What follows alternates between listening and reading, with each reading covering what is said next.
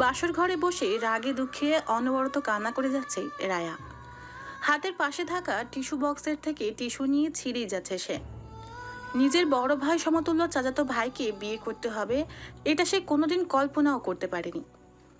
এক বাড়িতে ছোট থেকে বড় হয়ে ওঠা, এখন পাশাপাশি আলাদা বাসা। যার কাছে নিয়ম করে সন্ধ্যা হলে পড়তে বসা, তাকে কিনা বিয়ে করতে হলো। ইহানকে সে কোনোদিনই প্রিয় মানুষ হিসেবে কল্পনা করতে পারেনি। দরজা খুলে ইহানকে ভিতরে আসতে দেখে যেন রাগ মাথায় উঠে যায় রায়ার। গর্জে ওঠে সে। বিছানা থেকে তাড়াতাড়ি করে নেমে এসে ইহানের সামনে দাঁড়ায়। পাঞ্জাবির কলার ধরে কান্না করতে করতে ঝাঁকাতে থাকে। তুমি কি করে পারলে আমার জীবনটা এভাবে নষ্ট করে দিতে? আমি তোমাকে কোনোদিনও ক্ষমা করব না। তোমাকে আমি শেষ করে ফেলব। কলার স্যার রায়া, আমার গলায় লাগছে। আমার সাথে একদম বাড়াবাড়ি করবে না। ইহান শেখ এগুলো একদম বরদাস্ত করবে না। আর তুই কোন সাহসে আমার সাথে তুই করে কথা বলছিস? লাগুক, মরে যাও তুমি। জানতে না আমি শাওনকে ঠিক কতটা ভালোবাসি, তারপরও তুমি কিভাবে আমার সাথে এতটা খারাপ করতে পারলে? কি ক্ষতি করেছিলাম আমি তোমার?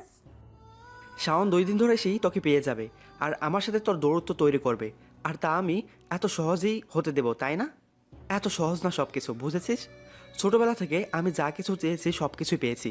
বাবা আমার হাতের মুঠো এনে দিয়েছে সব কিছু। আর তুই তো সাধারণ একটা মেয়ে। আমাকে চাইতে কে বলেছে তোমাকে? আমাকে না চাইলেই পারতে।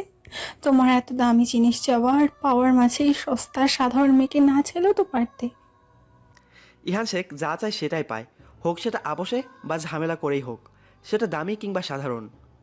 ইহান, আমি তোমাকে খুন করে ফেলবো জাস্ট। কথাটা বলেই রায়া রুমের এপাশে ওপাশে কিছু খুঁজতে থাকে।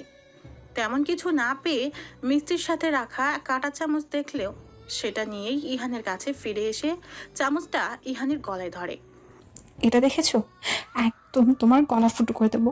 না থাকবে বাঁশ আর না বাজবে বাঁশরি। পারলে করে দেখা, যদি না পারিস এটা করতে তাহলে তুই আজকে শেষ। এসব করে তোর অভ্যাস না থাকলেও এটা আমার অনেক দিনের অভ্যাস। আর আমাকে তোর থেকে ভালো কে চেনে বল? তোকে নিজের খারাপ রূপটা দেখায়নি বলে ভাবিস না যে কোনোদিন দেখাবো না। আমাকে ভয় দেখাচ্ছ তুমি? এতদিন তুমি আমার ভালো রূপ দেখেছো, এবার আমার বাজে রূপটাও দেখে নেবে। কথা না, কাজ কর। কোনোভাবে বেঁচে গেলে তোকে আমি শেষ করে ফেলবো রায়া। শেষ বলতে শুধু একেবারে সমাপ্তিকে বোঝায় না, কোনো কিছু সমাপ্তি ঘনিয়ে নতুন কিছু শুরুকেও শেষ বোঝায়। আর তোকে তো আমি কোনো না কোনোভাবে শেষ করবই। শেষে যেহেতু করবে তাহলে বিয়ে করেছো কেন? তোকে? ইহান কিছু বলবে তখনই দরজায় নক করার শব্দ পায়। ইহান দরজার দিকে তাকিয়ে আবার রায়ার দিকে রেগে তাকায়। তোর তো টাইম শেষ মায়া, মেরে দিতে তো পারলি না। এবার এই আয়ান সে কী করে দেখবি। ইহান গিয়ে দরজা খুলে দেয়। দরজা খুলে দিতেই রায়ার মা রাবেয়া বেগম রুমে প্রবেশ করেন। রায়া তার মাকে দেখে আরো ক্ষিপ্ত হয়ে যায়। তেরে মায়ের দিকে আসে। কেন সেটা তুমি? রায়া মরে গেছে নাকি সেটা দেখতে এসেছো? ওর মতো গুন্ডার সাথে বিয়ে দিয়ে শান্তি হয়নি তোমার? আর তোমার স্বামীর মরেছে কিনা সেটা দেখতে এসেছো? মুখ সামলে কথা বল রায়া। উনি তোর বাবা হন। আর মরে যাওয়ার কথা বলছিস তুই? সেটা আগেই মরতে পারতি। বেচারার এতদিনের সম্মান তুই নষ্ট করেছিস, আর এখন বড় বড় কথা বলছিস? লজ্জা করছে না রে তোর এইসব বলতে? কে বলেছিল তোমাদের আমাকে ফিরিয়ে আনতে? চিল সুখনে নিয়ে যেত, তাতে তোমাদের কি? রায়া এবার চুপ কর। এতক্ষণ বাজে ব্যবহারের জন্য কিছু বলিনি। এবার কিন্তু বড় আম্মুর সাথে খারাপ ব্যবহার করার জন্য মার খাবি আমার হাতে। তোকে তাদের মান সম্মান নিয়ে খেলা করার অধিকার কে দিয়েছে? তুমি আমাদের মাঝে কথা বলার কে? সবসময় অন্যদের কথার মাঝে ঢুকে পড়ার স্বভাব বাদ দাও। রায়া, ইহানের সাথে একদম বাজে ব্যবহার করবি না। আমি যদি শুনেছি যে তুই ইহানের সাথে খারাপ ব্যবহার করেছিস, তাহলে খুব খারাপ হবে। তুই আমার বাসায় চৌকাঠের ভিতরেও আসবি না কোনো দিন। এই যে তোর লাকিস, এখানে তোর জামা কাপড় রাখা আছে। কোনো কারণ দেখিয়ে যেন আমার বাড়ি যাবি না তুই। কথাগুলো বলেই রায়ার মা হনহন করে বেরিয়ে যায় রুম থেকে। রায়া কি করবে বুঝতে পারে না। ও বাড়িতে যেতে পারবে না মানে? সে কি এখানে থাকবে নাকি? কোনো দিনই তা সম্ভব না তার পক্ষে। যে করেই হোক এখান থেকে বের হতে হবে। এখানে ফেলা প্রতিটি নিঃশ্বাস যেন আবার বিষাক্ত হয়ে আবার তার কাছে ফিরে আসছে। রায়ার মা চলে যাওয়ার পরপরই রায়া বেরিয়ে যাওয়ার সিদ্ধান্ত নেয়। যেই ভাবা সেই কাজ। রাগ করে বাইরে যেতে উদ্যত হয় ইহান, সাথে সাথে রায়ার হাতটা খপ করে ধরে ফেলে। তুই কি ভেবেছিস রাহাব শেখের মান সম্মান নষ্ট করেছিস তার মেয়ে হয়ে? এখন কি আমার মান সম্মান ডোবাতে দেবো নাকি? মানে আমাকে ছাড়ো ইহান, আমি তোমার সাথে এক ছাদের নিচে এক রুমে রাত কাটাতে পারবো না। আজ থেকে আমার কেউ নেই, আমি একা। শুধু এক রুমে কেন রাত কাটাবি? এখন বিছানায় আমার পাশে শুয়ে আমাকে স্বামীর অধিকার দিবি, তারপর তোর রেহাই। মানে? মানে চল তোকে বুঝিয়ে দিচ্ছি। ইহান, একদম আমাকে স্পর্শ করার সাহস দেখাবে না। তোমার হাত আমি ভেঙে গুড়িয়ে দেবো বলে দিলাম। খুন যেহেতু করতে পারিসনি সেহেতু হাত ভেঙেও গড়ে দিতে পারবি না। ইহান শেখের গায়ে হাত তোলা এত সহজ না মিসেস ইহান। তোমার পদবীর আর তোমার নামের আমি কাঁথায় আগুন দিই। আমি আগেও রায়া শেখ ছিলাম, আর এখনো আছি, ভবিষ্যতেও থাকবো। আগে ছিলি, এখন তুই আমার পরিচয়ে পরিচিত, আর ভবিষ্যতেও তাই। শেখ তো শেখই থেকে যাবি, তাই না? আমার হাত ছাড়ো ইহান। এখন তো হাত ধরেছি, আরও অনেক কিছুই বাকি। কথাটা বলেও ইহান রায়ার হাত ছেড়ে কোমর চেপে ধরে। ইহানের এহেন আচরণে রায়া চমকে যায়। বারবার ইহানকে ছাড়িয়ে দেওয়ার চেষ্টা করছে, কিন্তু ইহান ছাড়ার পাত্র না। তোমার কি মনে হয় জান, আমি তোমাকে রাতে এমনি এমনি ছেড়ে দেব? সবার সামনে 3বার কবুল বলে তোমার সব দায়িত্ব আমি নিয়েছি। আমাকে খুশি করার দায়িত্ব এবার তো তোমাকে নিতে হবে। ইহান, ছেড়ে দাও আমাকে, নইলে আমি কিন্তু চেঁচামেচি করবো বলে দিলাম। ইহান এবার রায়াকে নিজের এক সাইডে চেপে ধরে টেনে সাউন্ড বক্সের কাছে নিয়ে যেয়ে গান চালিয়ে দেয়। উচ্চস্বরে হেসে বলে, চিৎকার দাও জান, জোরে চিৎকার দাও, আজ তোমাকে কেউ শুনবে না। ইহান এবার রায়াকে কোলে তুলে নেয়। রায়া ইহানের বুকে আঘাত করেই যাচ্ছে, ইহানের সেদিকে নজর নেই। রায়ার আঘাত যেন কোনোভাবেই তাকে স্পর্শ করছে না। ইহান রায়াকে কোলে থেকে বিছানায় ফেলে দেয়। রায়া এবার ভয় পেয়ে যায়। তার মতো সাধারণ নারীর এত ক্ষমতা নেই যে কিনা ইহানের মতো জিম করা ছেলের সাথে শক্তিতে কুলিয়ে উঠতে পারবে। না ইহান, তুমি আমার সাথে এমনটা করতে পারো না। আমি তোমাকে আমার স্বামী হিসেবে মানি না, আর জীবনেও আমি মানতে পারবো না। তুই আমি দুজনেই কবুল বলে একে অপরকে স্বীকার করে নিয়েছি, অনেকে সাক্ষী আছে। আর তুই কিনা বলছিস মানিস না? মামার বাড়ির আবদার নাকি? বিয়ে করছিস কি শুধু নিজের এই রূপ দেখানোর জন্য নাকি? আর কোনো কথা না ডার্লিং, আর এতক্ষণ আমার নাম ধরে ডাকা, তুই করে বলা, এর শাস্তি তো তোকে পেতেই হবে। ইহান একটানে রায়ার শাড়ির আঁচল বুকের উপর থেকে সরিয়ে দেয়। রায়াকে আর কিছু বলার সুযোগ না দিয়ে তার উপর ঝাঁপিয়ে পড়ে। রায়া আর নিজেকে রক্ষা করতে পেরে ওঠে না ইহানের হাত থেকে। রায়া ইহানের কাছ থেকে কিছুতেই ছাড়াতে পারে না। তবুও রায়া নিজেকে ছাড়ানোর চেষ্টা করেই যাচ্ছে, বারবার চিৎকার করছে, কিন্তু কিছুতেই কাজ হয় না। বউ ভাতের অনুষ্ঠানে মানুষ আসা শুরু করেছে, কিন্তু নতুন বউ এখনো ঘুম থেকে ওঠেনি। সকালে ইহান উঠে চলে যাওয়ার পরপরই দরজা লক করে আবার শুয়ে পড়েছে রায়া। রাতের শারীরিক অত্যাচারের রেশ এখনো কাটেনি। এত সবের প্রতিশোধ না নেওয়া পর্যন্ত যেন তার শান্তি নেই। সকাল 10টা থেকে ইহানের মা ইরিনা বেগম এবং বোন এশা ডেকেই যাচ্ছে কিছুক্ষণ পর পর, কিন্তু রায়া কিছুতেই দরজা খুলছে না। 12টার দিকে আর কোনো উপায় না পেয়ে ইরিনা বেগম ছেলেকে কল দেন। ইহান সকাল থেকে কাজে ব্যস্ত, নিজের বিয়ের সমস্ত দায়িত্ব নিজের কাঁধেই এসে পড়েছে। মায়ের ফোন পেয়ে একটু ফাঁকা জায়গায় বেরিয়ে আসে ইহান। হ্যাঁ আম্মি বলো। রায়া এখনো দরজা খুলিনি? পার্লার থেকে মেয়েরা এসে 11টা থেকে অপেক্ষা করছে।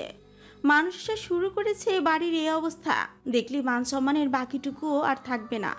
ইহান, আমি আসছি আমি। ফোন কেটে ইহান বাড়ির ভিতর প্রবেশ করে। অনুষ্ঠান হলেও বাড়ির ভেতর কোনো হইচল হট্টগোল নেই, সবাই বাহিরের দিকটাতেই আছে। ইহান বাড়ির ভেতরে ঢুকতেই এশার সাথে দেখা হয়ে যায়। ইহানকেই ডাকতে যাচ্ছিল সে, ভাইকে দেখে আর এগোয় না। ইহান হাঁটতে হাঁটতেই বলে, রায়া দরজা খোলেনি এখনো? না, ভেতরে গান চলছে, হয়তো আমাদের কারো কথা ডাক ভেতরে পৌঁছাচ্ছে না। আচ্ছা তুই মাকে বল রায়া এখনই দরজা খুলবে, আধা ঘন্টার মধ্যেই যেন রুমে পার্লারের মেয়েদেরকে পাঠিয়ে দেয়। এশা সম্মতিসূচক মাথা নাড়িয়ে চলে যায়। ইহান নিজের রুমের দরজার সামনে গিয়ে দেখে দরজা তখনও ভেতর থেকে আটকানো। পকেট থেকে চাবিটা বের করে দরজা আনলক করে ভেতরে প্রবেশ করে, সাথে সাথে আবার দরজা বন্ধ করে দেয় ইহান। রায়া খাটে হেলান দিয়ে বসেছিল। ইহানকে দেখে রীতিমতো থতমত খেয়ে যায় সে। রায়ার মুখের অবস্থা দেখে ইহান বাঁকা হেসে বলে, কি ভেবেছিলি সারাটা দিন সবাই বাইরে থেকে তোকে ডাকবে আর তুই এভাবে বসে মজা দেখবি? বড় কথা আমার সম্মান নষ্ট করবি, এটা আমি কি করে হতে দিই বলতো জান? ইহান শেখের মান সম্মান তোর হাইটের ডাবল উঁচুতে, লাফিয়ে লাফিয়েও ছুতে পারবি না। এখন জিদ না করে যা, ফ্রেশ হয়ে আয়, বউ সাজতে হবে তো আবার। আমি ফ্রেশও হব না, সাজবো না, এখান থেকে উঠবই না। শরীরে এনার্জি নেই, আদর লাগবে, আগে বলবি না? বলেই ইহান খাটের দিকে এগিয়ে যায়। রায়া এবার নড়ে চড়ে বসে, খাটের অন্য পাশে চলে যায় সে। রায়া উচ্চস্বরে বলে ওঠে, একদম আমার কাছে আসার চেষ্টা করবেন না, একদম ছবেন না আমাকে। ইহান রায়ার পা ধরে টেনে নিজের কাছে নিয়ে এসে চুলের খোপা খুলে কপাল থেকে গলা পর্যন্ত আঙুল বয়ে নিয়ে আসতেই রায়া ইহানের হাত খপ করে ধরে ফেলে। ইহানের দিকে কড়া মেজাজে তাকিয়ে বলে, বলেছি না আমাকে স্পর্শ করবেন না, অনিষ্ট করে ফেলবো, কিন্তু ধ্বংস করে দেবো সব কিছু। ইহান হাসতে হাসতে বলে, আমি তো ধ্বংস হতে বিয়ে করেছি তোকে, ইহান শেখের বউ, প্রলয়নকারী না হলে কি চলে? এখন বলুন ম্যাম, এমনি এমনি ফ্রেশ হতে যাবেন নাকি এনার্জি লাগবে? হাফ ডোজে চলবে নাকি ফুল লাগবে? আমি কিছুতেই রেডি হব না। ইহান রায়ার কোমর জড়িয়ে ধরতেই রায়া চোখ মুখ খিচে বন্ধ করে নেয়। ইহান রায়ার পেটে হাত বুলিয়ে গলায় মুখ গুজে দিতেই রায়া কেঁপে ওঠে। ধাক্কা দিয়ে ইহানকে সরিয়ে দেয় সে। অসহায় চোখে ইহানের দিকে তাকায় রায়া। কেন করছেন এমন? আমি সত্যিই শাওনকে ভালোবাসি। ওর জায়গায় আমি কাউকে ভাবতে পারবো না। রাজনৈতিক রেষারেষির কারণে আমি কেন আমার ভালোবাসাকে বলি দিব? ও কালকে আমাকে নিতে আসতো, ও আমাকে অনেক রায়াকে কথা শেষ করতে দেয় না ইহান। রায়ার ঠোঁটে তার রাজত্ব চলছে। রায়া নিজেকে ছাড়ানোর চেষ্টা করছে, এদিকে ইহান আরো শক্ত করে রায়ার হাত চেপে ধরেছে। রায়ার ঠোঁট থেকে নিজের ঠোঁট ছোঁয়াতে ছোঁয়াতে রায়ার গলায় নেমে যায় ইহান। রায়াও তার শক্তি হারাতে চলেছে। রায়ার কোমর ধরে টেনে নিজের আরো কাছে নিয়ে আসে ইহান। ইহানের এলোমেলো আচরণে ভয় পেয়ে যায় রায়া। হঠাৎ বলে ওঠে, আমি তৈরি হয়ে নিচ্ছি, ছাড়ুন প্লিজ। ইহান গলা ছেড়ে আবার ঠোঁটে হানা দেয়। রায়া শুধু চোখ বন্ধ করে নিজেকে নিয়ন্ত্রণ করছে। কিছুক্ষণ পর ইহান নিজেই রায়াকে ছেড়ে দেয়। বাহুতে ঠোঁট মুছে বলে, ভালোবাসার মানুষের মুখে অন্য কারো ভালোবাসার কথা শোনা যায় না। যতবারই তুই ওই ছেলের কথা বলবি ততবারই আমি এভাবে তোর মুখ বন্ধ করে দেব। 6 মাস ধরে রিলেশনে গেছি আমি। এর আগে কোথায় ছিলেন আপনি? যখন আমি কারোর সাথে নিজেকে ভালো রাখতে শিখেছি তখন আপনি আপনার ভালোবাসার কথা বলেছেন। যাকে ভালোবাসি তাকে ছেড়ে এখন সোজা অন্য কাউকে বিয়ে করতে হয়েছে আমাকে। পৃথিবীর সব জোর জবরদস্তি শুধু আমার ওপরে। ক্লাস 9-এ পড়তি তুই, তখন থেকে তোর প্রতি আমার দুর্বলতা। আমি নিশ্চয়ই তখন তোর মন নিয়ে খেলতাম না। তোর বয়স কম ছিল সেই সময়, যাকে তাকে ভালো লাগে। তোর কি মনে হয় পাশাপাশি বাড়িতে থেকে প্রেম করলে শরীর মানতো? সামলাতে পারতি আমাকে? সব কিছু তছনছ হয়ে যেত রায়া। সম্মান হারতি, আবেগ, মায়া, ভালোবাসার প্রতি বিশ্বাস চলে যেত। আমাকেও ভালোবাসতে পারতি না তুই। কত কষ্টে নিজেকে তোর থেকে আর ভালোবাসার অনিষ্ট থেকে দূরে রেখেছি সেটা শুধু আমিই জানি। যখন সময় হলো কাছে পাওয়ার, অপেক্ষা করলাম ভালোবাসার অনুভূতি প্রকাশ না করে কয়েকটা বছর, আর সে কিনা অন্য কাউকে ভালোবাসে। রায়া কান্না জড়ানো গলায় বলে, খুব বেশি সময় নিয়ে ফেলেছেন আপনি। আমি আপনার কাছে নিজেকে ইচ্ছে মতো কখনো ফিরতে পারবো না। আমি শাওনকে ভালোবাসি, শাওনকে ভালোবাসবো। চাইছেন তো বসে আছি, আপনার সম্মান যে আমি রাখছি। কে সাজাবে পাঠিয়ে দিন, আমি ফ্রেশ হয়ে আসছি। চেয়ারের উপর রাখা তোয়ালে নিয়ে ইহানের সামনে থেকে চলে যায় রায়া। কিছুক্ষণ পর ফ্রেশ হয়ে ওয়াশরুম থেকে বেরিয়ে এসে দেখে 3 জন মেয়ে তার জন্য অপেক্ষা করছে। রায়া মুচকি হেসে তাদের কাছে গিয়ে বসে। 2টার দিকে রায়াকে আসনে নিয়ে যাওয়া হয়। সেখানেই দাঁড়িয়ে বন্ধুবান্ধব পরিচিতদের সাথে কথা বলছে ইহান। রায়া চারদিকে খেয়াল করে দেখে নিজের জায়গায় বসে পড়ে। সবাই এসে ইহানের পাশাপাশি রায়ার সাথেও দেখা করে কথা বলছে। ইহান পেছনের দিকে তাকাতেই রায়াকে দেখতে পায়। এতগুলো মানুষের মাঝেই মন্ত্রমুগ্ধের মতো তাকিয়ে আছে সে। একজনের সাথে দাঁড়িয়ে কথা বলছিল সে। তার সাথে কথা শেষ না করেই রায়ার পাশে গিয়ে দাঁড়ায়। আমার হৃদয়ের হরণকারী তুই। পাশ থেকে হঠাৎ কথা বলায় বুঝতে পারে না রায়া। ইহানের দিকে বাঁকা হয়ে জিজ্ঞেস করে, কিছু বলবেন? প্রলয়নকারী তুই, আমার হৃদয়ের প্রলয় ঘটিয়েছিস, হৃদয় হরণ করেছিস। আপনার সাথে আমার প্রেমের সম্পর্ক না, এসব অন্য কাউকে বলুন, কাজে দেবে। তোর সাথে আমার প্রেমের সম্পর্ক, ভালোবাসার সম্পর্ক, সব ধরনের সম্পর্ক। খুব তাড়াতাড়ি আমি সব। রায়াকে থামিয়ে দিয়ে বলে, এখন এত মানুষের মাঝে লিপকিস নিতে পারবি? আমার কিন্তু কোনো সমস্যা নেই বেব। দমে যায় রায়া। আর কিছু বলার সাহস করে না। এই লোকের উপর বিশ্বাস নেই তার। যখন তখন যেখানে সেখানে যা তা করে ফেলতে পারে। রায়া ঘুরে অন্যদিকে তাকায়। সবার সাথে দেখা সাক্ষাৎ করে অনুষ্ঠান শেষ করে নিজের রুমে ফিরতে ফিরতে রাত 8টা। রায়া রুমে আসার সাথে সাথে এশা এসে দরজা নক করে। রায়া শাড়ি খুলতে গিয়ে আবার দরজার কাছে এসে এশাকে জিজ্ঞেস করে, কি হয়েছে? তুমি তো কিছু খাওনি, তাই কাকে খাবার পাঠিয়েছে তোমার জন্য? নিয়ে আসবো? তোর কাকিকে বলে দে খাবারের সাথে কয়েক ফোঁটা বিষ যেন দিয়ে দেয়। কি বলছো এসব? তুমি মাথা ঠান্ডা করো আবু, দেখবি সব ঠিক হয়ে যাবে। তুমি তো জানোই ভাইয়া একটু রাগী, কিন্তু খুব ভালো মানুষ। রুমে আসবি? আমি চেঞ্জ করব, ফ্রেশ হব। এত মেকআপ দিয়েছি, মুখ চুলকাচ্ছে। না, তুমি তাহলে চেঞ্জ করো। ঠিক আছে যা, কেউ ডাকলে বলবি আমি ব্যস্ত আছি। ঈশান সেখান থেকে চলে যেতেই রায়া দরজা আটকাবে এমন সময় ইহান এসে যায়। দরজা থেকেই রায়ার হাত শক্ত করে ধরে ভিতরে নিয়ে যায় ইহান। হাত শক্ত করে ধরায় রায়া ব্যথায় চিৎকার দিয়ে ওঠে। রুমের মাঝে এসে হাত ছেড়ে দেয় ইহান। রায়া ইহানের দিকে এক পলক তাকাতেই খেয়াল করে ইহানের চোখ মুখ শক্ত করে আছে, নিশ্চয়ই কোনো বিষয় নিয়ে রেগে আছে। রায়া মুচকি হাসে। করেছে তো অনেক কিছুই, কিন্তু কোনটার জন্য রেগে আছে কে জানি। ইহান তারা পায়ে হেঁটে দরজাটা দ্রুম করে আটকে দেয়। ইহান এবার রায়ার সামনে এসে দাঁড়ায়, দাঁতের দাঁত চেপে বলে, আমি পুরুষ মানুষ নই? কাউকে কিছু বলতে হলে ভেবে বলতে পারিস না? পুরুষ হতে হলে দম থাকতে হয়, ওটা আমার অনেক বেশি আছে। আরও প্রমাণ চাই নাকি বিশ্বাস করাতে?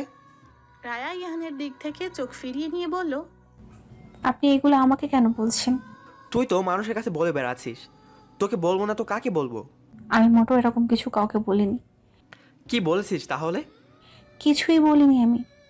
আমার ধৈর্যের পরীক্ষা নিস না রায়া, এত পরীক্ষা দিতে আমি অভ্যস্ত নই।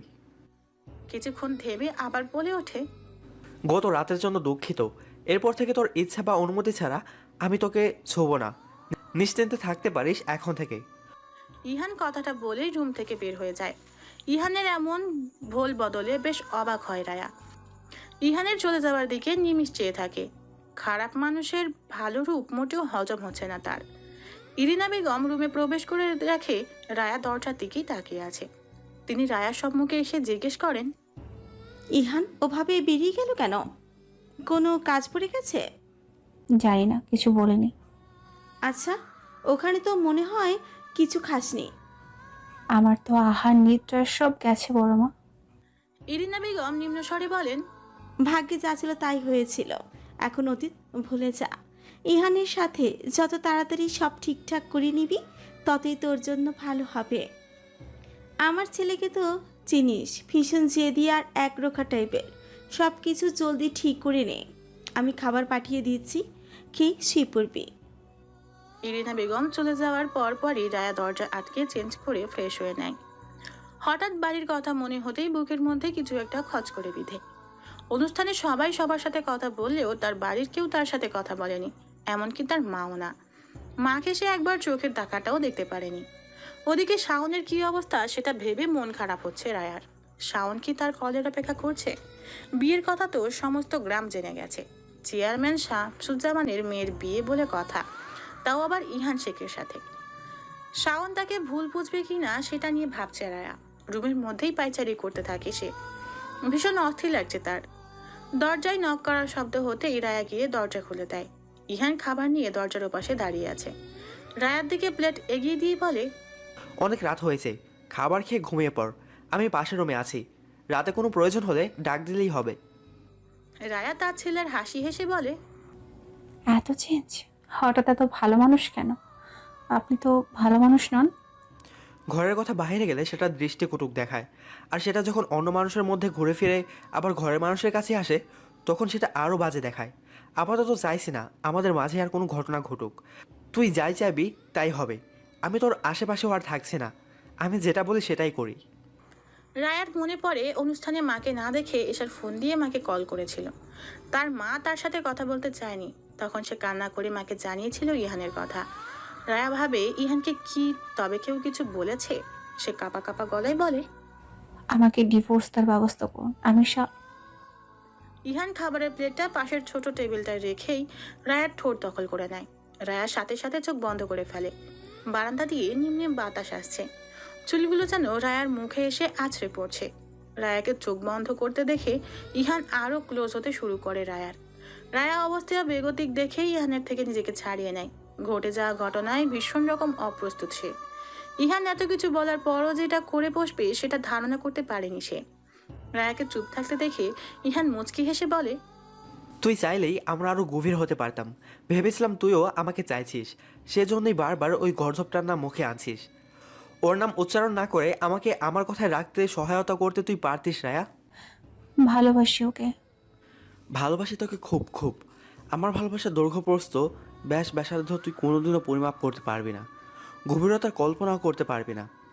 যেটা করবো না সেটার প্রতি কোনোদিন ইচ্ছা পোষণ করার বিলাসিতা। ভালোবাসবি আমাকে? তুই নিজেকে যতটা ভালোবাসিস তার চেয়েও বেশি ভালোবাসবি। আমাকে ছাড়া নিজের অস্তিত্ব কল্পনাও করতে পারবি না। ভালোবাসতে না পারলে নিঃশ্বাস বন্ধ হয়ে যাবে। কাছে পাওয়ার জন্য, একটু ছুঁয়ে দেওয়ার জন্য ছটফট করবি। তুই ভালোবাসার মরণে মরবি। খুব বিদঘুটে হবে সেই মৃত্যু। তোর জীবনে একমাত্র পুরুষ হব আমি। যে পুরুষের ভালোবাসা তোকে মাত্রাত্মিক যন্ত্রণা দেবে, সেই পুরুষ আমি। তুই আমাকেই তোর সমস্ত শরীরে যত্ন করে মাখবি। আমার গন্ধতেই তোর চারপাশ ছেয়ে থাকবে।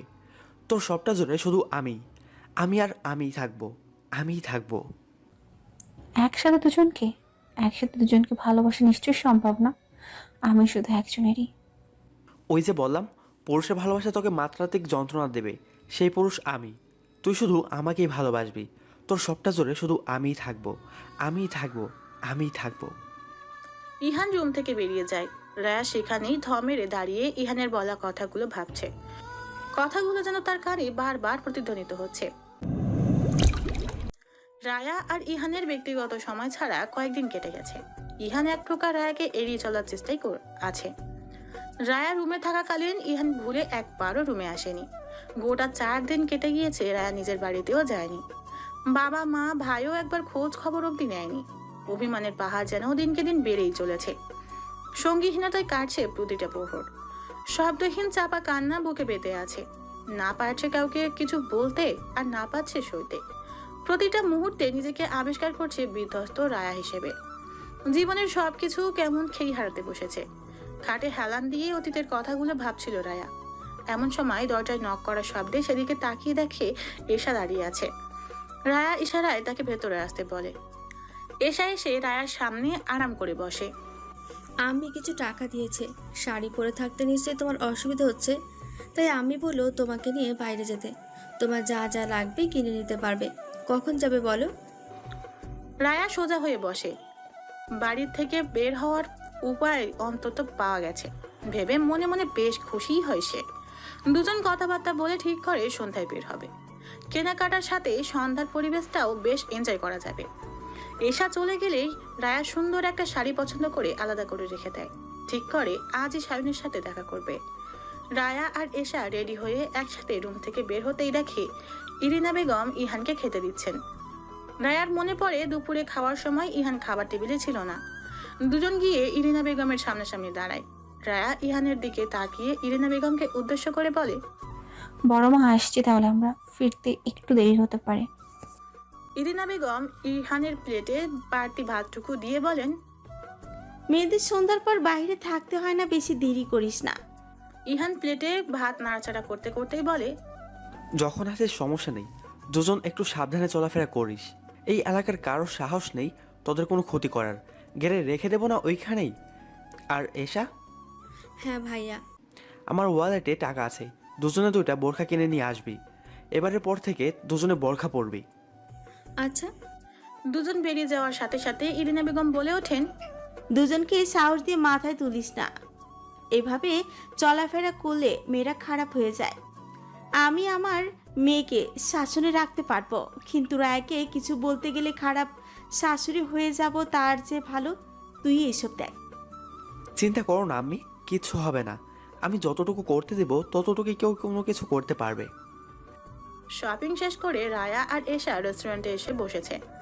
খাবারও অর্ডার দেওয়া হয়ে গেছে। ওয়েটার এসে জানালো 10 থেকে 15 মিনিট লাগবে। রায়া হঠাৎ কিছু মনে পড়ার মতো করে বলল, এশা, আমি একটা জিনিস কিনে আনতে ভুলে গেছি। দুজন একসাথে তো আর যেতে পারবো না এখন, পরে গেলেও অনেক দেরি হয়ে যাবে। তুই বরং এখানে বস, আমি 5 থেকে 7 মিনিটের মধ্যে চলে আসছি। তোর ফোনে এমবি আছে তো না? এমবি থাকলে তোর আর বসে থাকতে খারাপ লাগতো না। এশা ফোন টিপতে টিপতেই বলল, হ্যাঁ তুমি যাও, আমি এখানেই আছি। একটু তাড়াতাড়ি এসো, খেয়ে বাসায় ফিরতে হবে।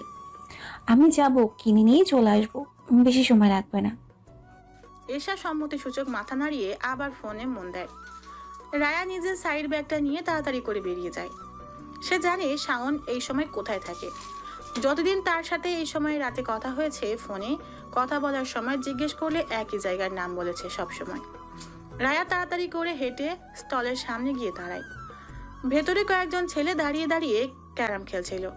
রায়া স্টলের ছোট ছেলেকে ডাক দিয়ে জিজ্ঞেস করে, জানতে চায় সায়ন এখানে আছে কিনা। ছেলেটা ভেতরে একবার দেখে জানায় সায়ন ভেতরেই আছে। রায়া তার হাতে 100 টাকার নোট গুঁজে দিয়ে সায়নকে একবার ডেকে দিতে বলে। ছেলেটা ভেতরে চলে গেলে রায়া রাস্তার একপাশে গিয়ে দাঁড়ায়।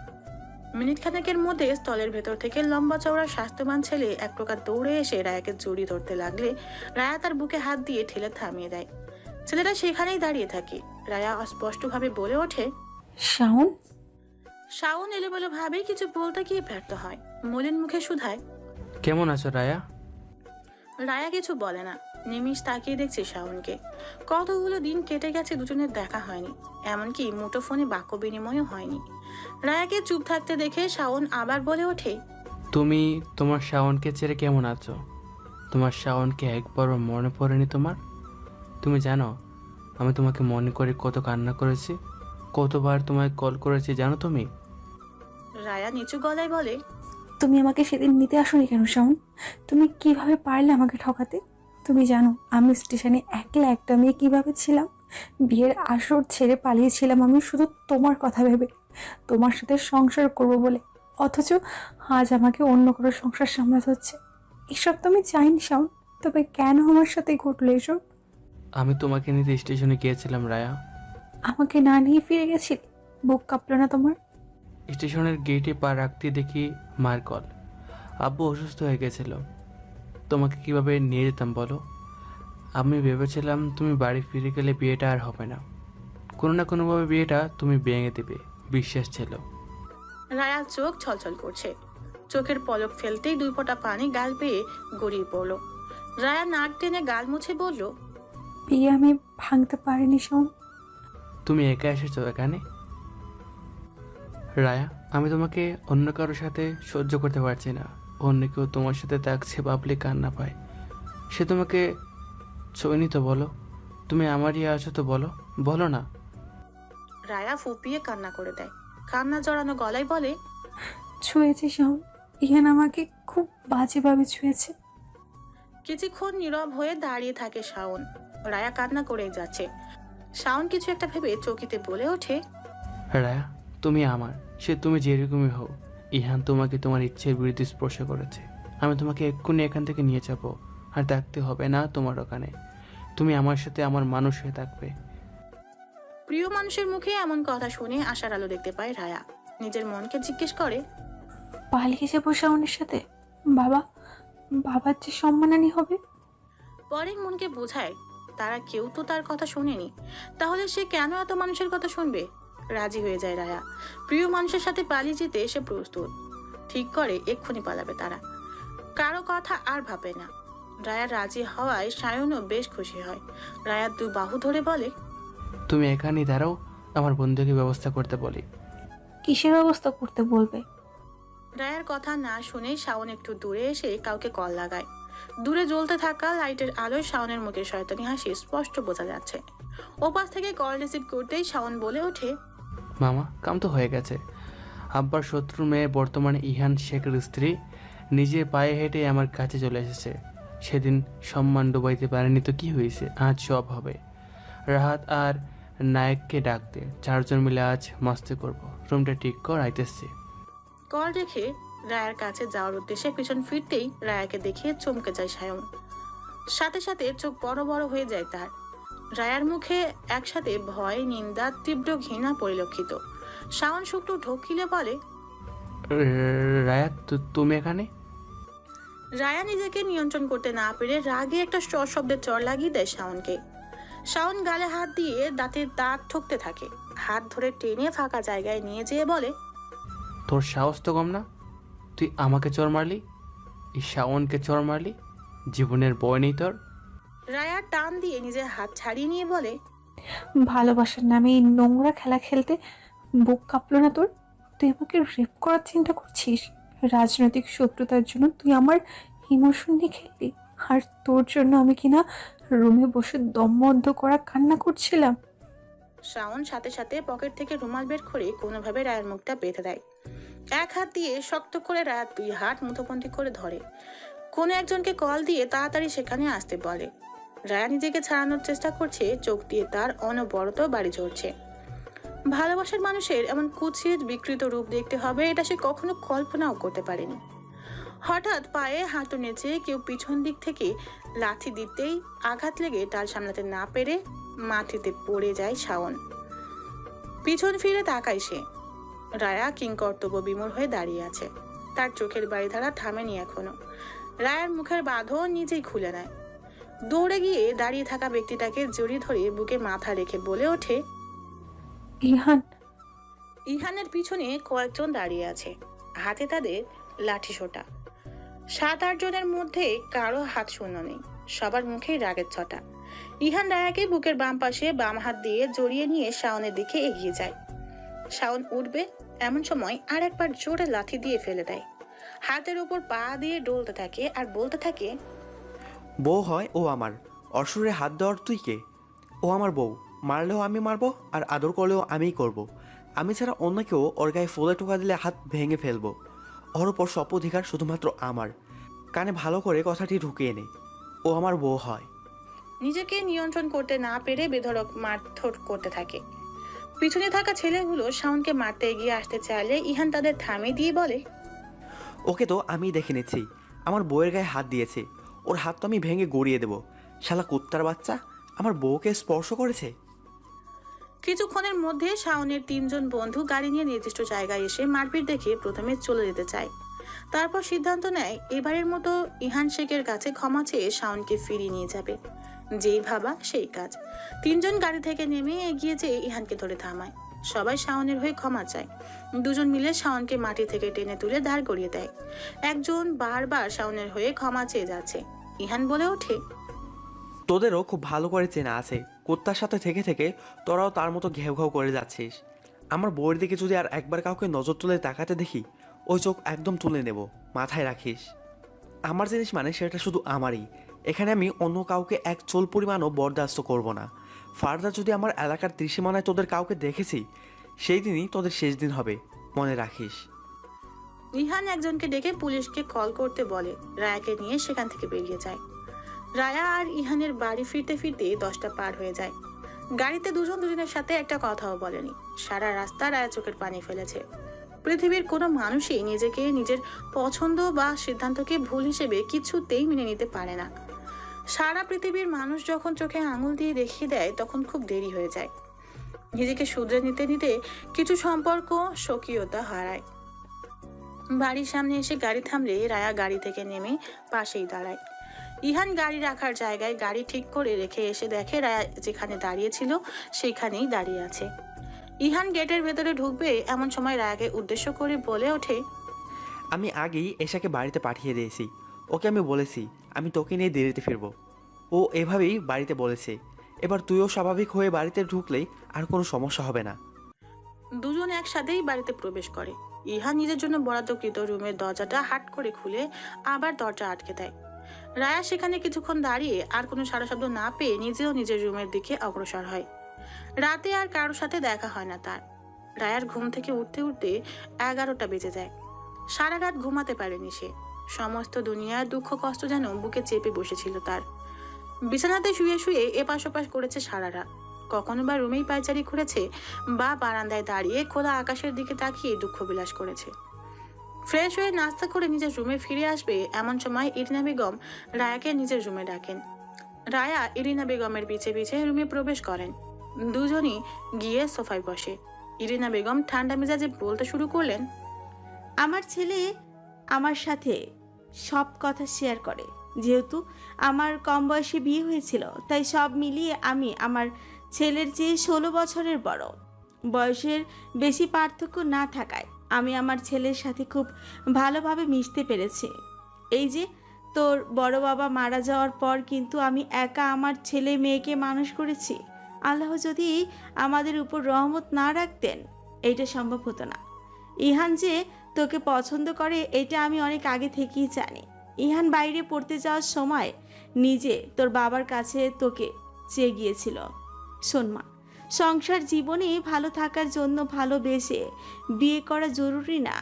বিয়ের পর পুরুষ আর নারী একে অপরকে ভালোবাসা জরুরি। নারীর মায়া বেশি, একসাথে থাকতে থাকতে পুরুষের মায়ায় খুব তাড়াতাড়ি জড়িয়ে যায়। আমার ছেলেকে ভালো না বেশে থাকা যায় না। আমার ছেলে তোকে প্রচণ্ড ভালোবাসে। যে ছেলে বাড়িতে 3 বেলা ওই টেবিলটায় বসে সবার সাথে বসে নাস্তা করে, সেই ছেলে আজ কয়দিন হয়ে গেল বাড়িতেই থাকছে না। তোদের মাঝে কি হয়েছে জানি না, শুধু বলবো যা হয়েছে ভুলে যা আর সব কিছু ঠিক করে নে। পাশাপাশি বাড়ি হওয়ায় তোর ব্যাপারে যে কিছুই জানি না তেমন না, ওইসব নিয়ে শাশুড়ি হয়ে কথা বলতে চাই না। আর ওই ছেলে। ইরিনা বেগমকে থামিয়ে দিয়ে রায়া বলে ওঠে, বড়মা প্লিজ, আমি বাইরের কোনো ছেলের কথা আর শুনতে চাই না। রায়ার এই ছোট্ট কথায় ইরিনা বেগমের মুখে হাসির রেখা দেখা দেয়। তিনি রায়ার মাথায় হাত বুলিয়ে দিয়ে বলেন, দোয়া করি সুখী হও। রায়া মাথা নিচু করে নিম্ন স্বরে বলে, বড়মা, আপনার ছেলেকে তো দেখছি না, উনি কোথায়? বাড়িতে নেই, তোর উপর অভিমান হয়েছে তার নাকি একটু একাকিত্ব প্রয়োজন, তাই সে নিজেই 7 দিনের প্যাকেজে সাজেক রওনা দিয়েছে। রায়া যেন আকাশ থেকে পড়ে। বিয়ের পর ছেলে মানুষ হানিমুনে এখানে ওখানে যায়, আর ইহান কিনা একা সময় কাটাতে অতদূর গিয়েছে। রায়াকে চুপ থাকতে দেখে ইরিনা বেগম বলে ওঠেন, আমাকে বলে গেছে তোকে দেখে রাখতে, তুই যেন বাইরে বের না হোস। আমার এমনিতেও বাইরে কোনো দরকার নেই। আমার বাবা মাও তো আমার কোনো খোঁজ খবর নেয় না। আমার কেউ নেই, কোথাও যাওয়ার নেই। পাগলি মেয়ে একটা, তোর সব আছে, সবাই আছে। সবচেয়ে বড় কথা, আমার ছেলে মতো একটা স্বামী আছে তোর।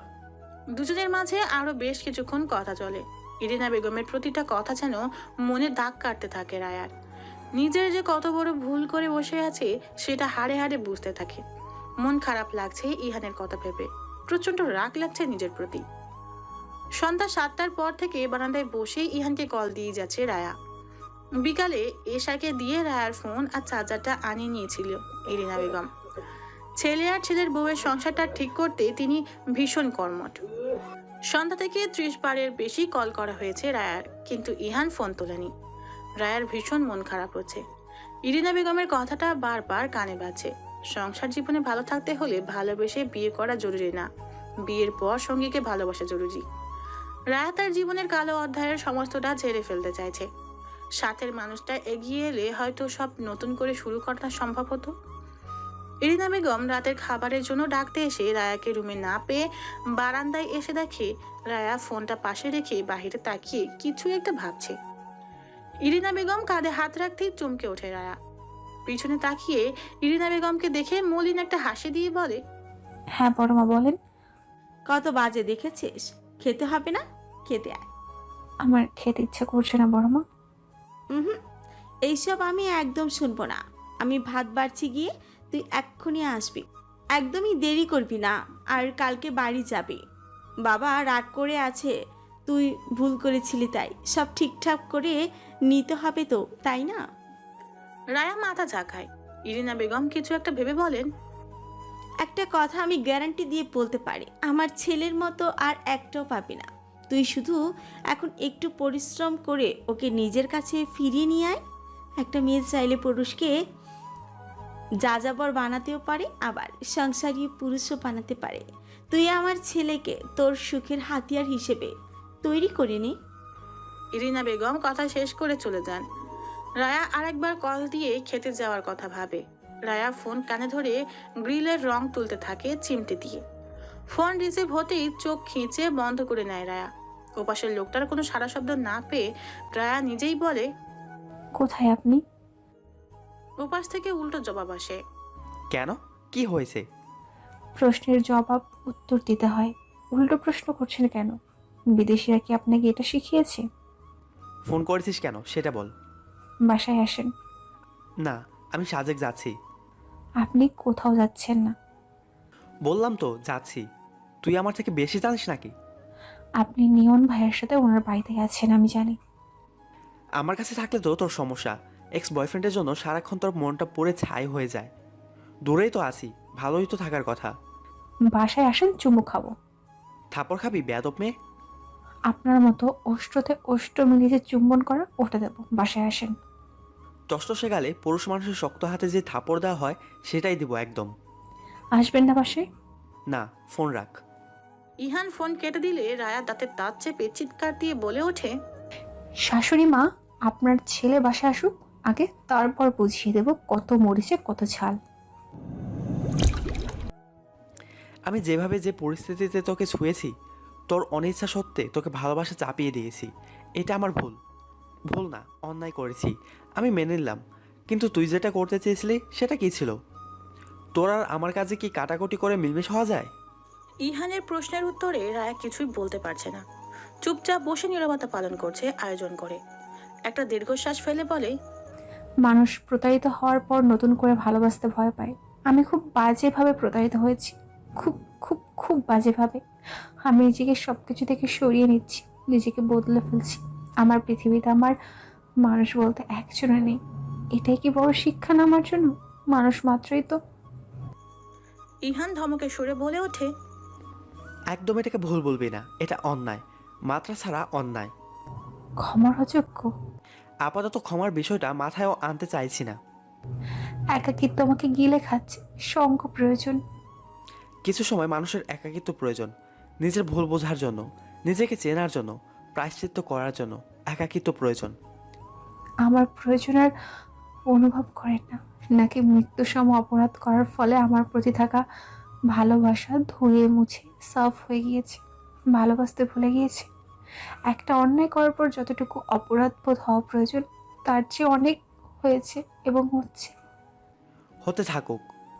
একবার আসবেন না, সামনে দাঁড়িয়ে চোখে চোখ রেখে বলবেন না যে, রায়া অনেক তো হলো, চলো আবার শুরু করি। তুই বিয়ের পর প্রাক্তনের সাথে চলে যেতে চেয়েছিলি, তোর মনে হয় তুই খুব তাড়াতাড়ি ক্ষমা পাবি? রায়া কিছুক্ষণ নীরব থেকে আবার বলে ওঠে, মৃত্যুদণ্ড দেবেন?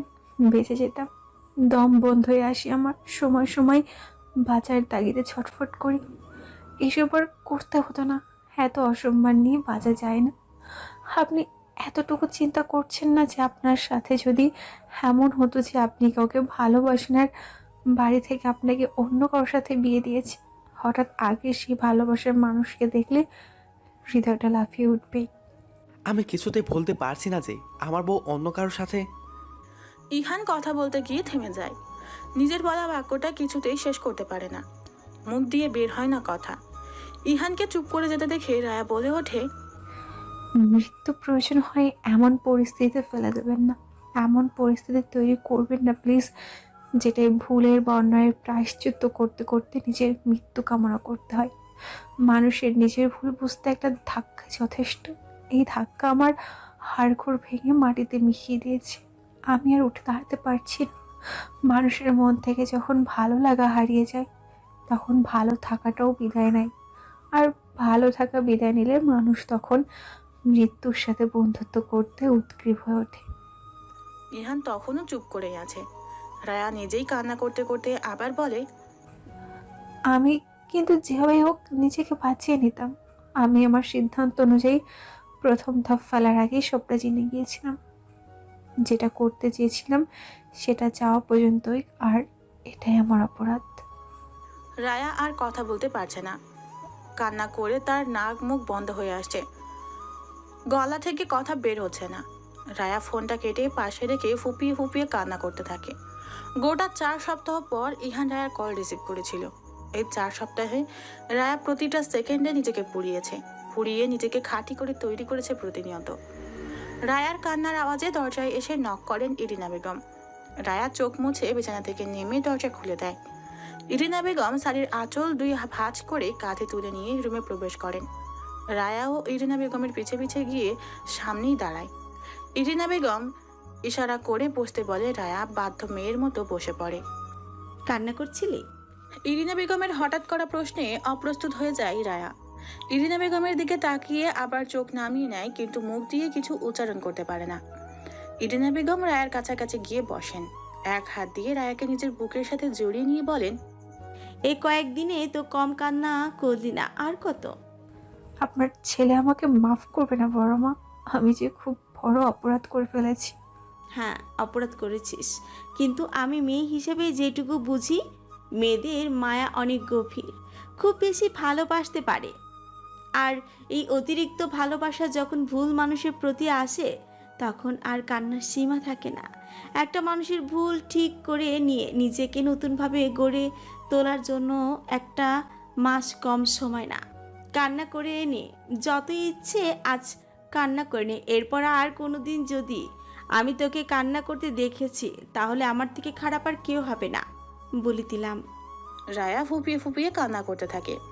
কান্না করতে করতেই বলে, আপনার ছেলে আমাকে আর কোনোদিনও ভালোবাসবে না বড় মা। আগে আপনার ছেলের ভালোবাসা অসহ্য লেগেছে, আর এখন তার ভালো না বাসা অসহ্য লাগছে। সব ঠিক হয়ে যাবে। ইহানকে বাসায় আসতে দে। পুরুষ মানুষকে ঠিক করে রাখতে নরম না কঠোর হতে হয়। আমি সবসময় তোর পাশে আছি, শুধু আমার ছেলেকে একটু ভালোবাসিস। ইহান তোকে খুব ভালোবাসে, তাই তো এত কিছু সহ্য করে নিতে পারছে না, কষ্ট পাচ্ছে তোর মতোই। আমি নিজে ক্ষমা করতে পারছি না বড় মা।